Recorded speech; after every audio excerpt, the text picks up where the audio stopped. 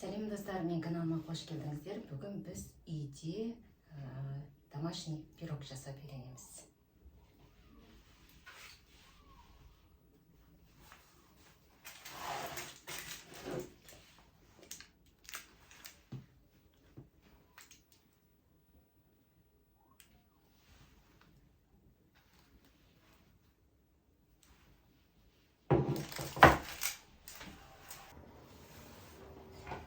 Достар, бүгін біздің пирогымызға 3 жұмыртқа, 200 грамм ұн, 150 грамм қант және 100 грамм су май қажет болады.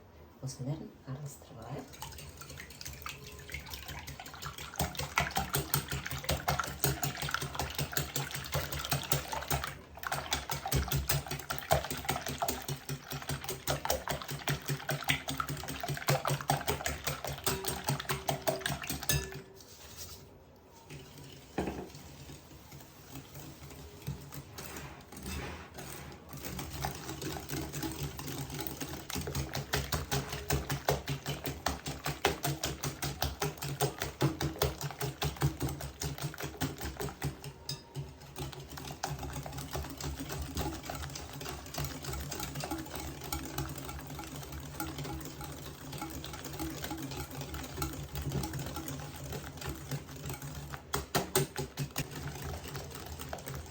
Жұмыртқамызды қантымызды кесіп алып, енді су майымызды қоямыз 100 грамм.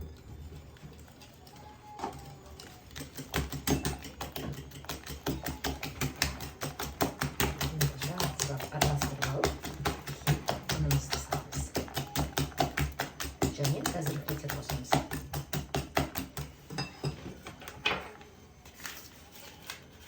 Бір чайная ложка разрыхлитель.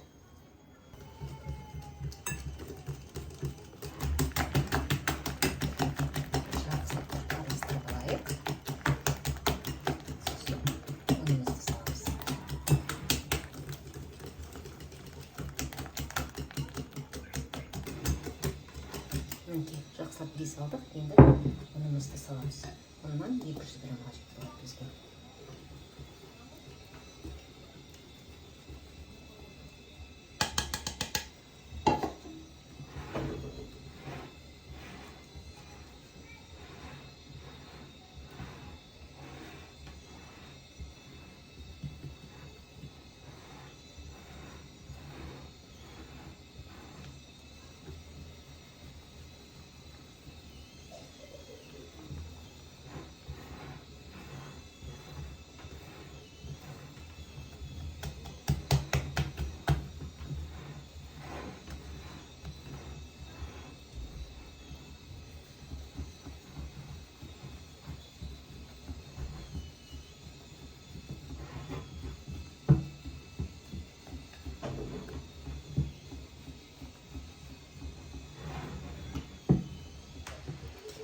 Қатты қою емес, қатты сұйық емес, осындай смесь болады.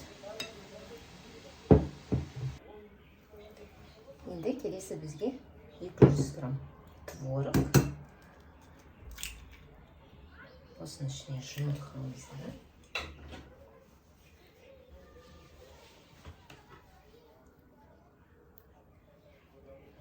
Үш ас қасық қантымызды.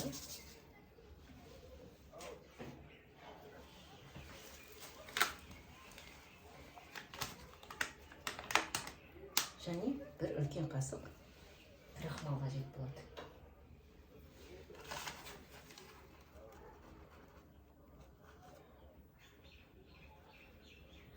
Осының бәрін енді жақсылап езіп аламыз. Осыны енді блендермен езіп алайық.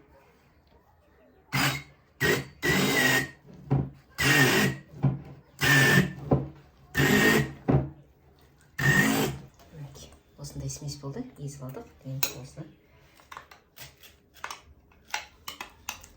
пакетке салып алайық. Менде көпірмен пакет қалмай қапты. Сол үшін обычный пакетке салып алайық. Келесі қалай жасайтынымызды бірге тамашалайық.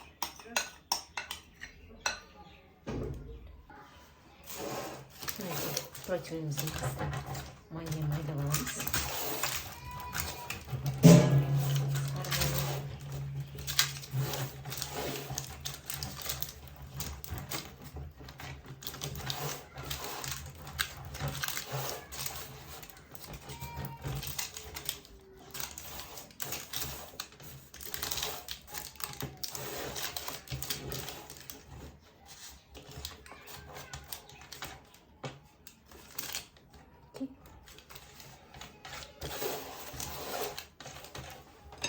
Ал енді осы противньға тестамызды құйып аламыз.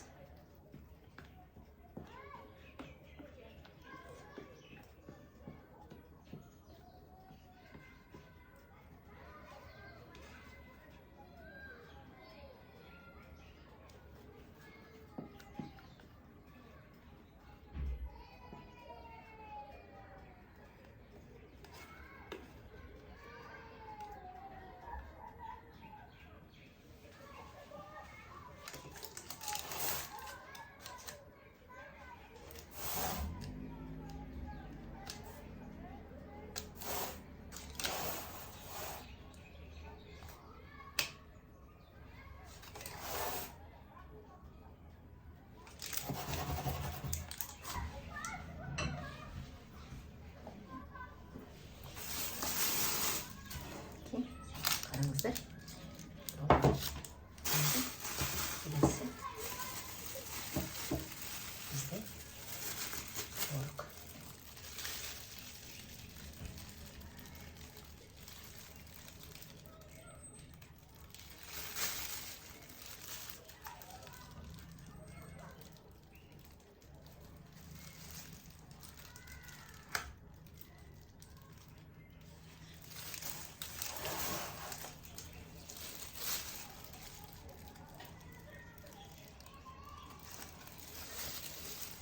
Бұны қатты сұйық болмау керек.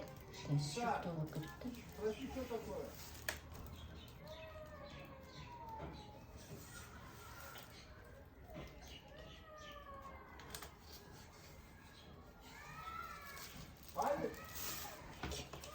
Осылай жасаймыз да, енді духовкамызға 180 градусқа 30-35 минутқа қоямыз.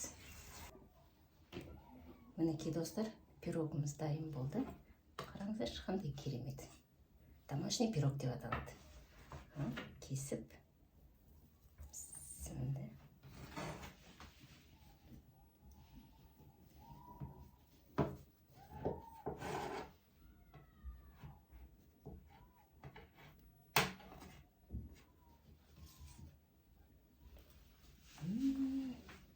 Жұмсақ бөлдіріп тұр.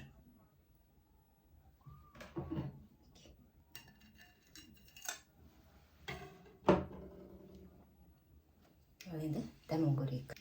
Пирогымыздың дәмін көрейік. Иісі деген керемет болып тұр.